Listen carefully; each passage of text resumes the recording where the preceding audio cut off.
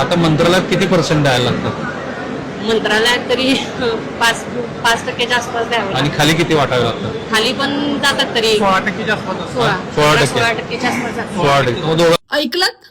म्हणजे कमीत कमी 46% रक्कम हे कॉन्ट्रॅक्टर टक्केवारीसाठी देतात. आणि बघा ना, महाराष्ट्रातला कुठलाही रस्ता घ्या, कुठल्याही रस्त्यांवरती गेलो तर आपण शिव्याच घालतो की हा रस्ता नीट झालेला नाहीये.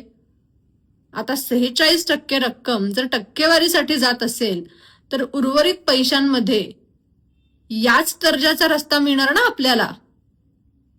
म्हणजे ही टक्केवारी कुठेतरी थांबली पाहिजे, तरच चांगल्या दर्जाचे रस्ते आपल्याला मिळतील. आणि हा विषय अत्यंत गंभीर आहे, कारण खड्ड्यांमुळे झालेला अपघात आणि त्यामुळे गेलेले जीव याची आकडेवारी जर बघितली ना तर संताप वाटेल.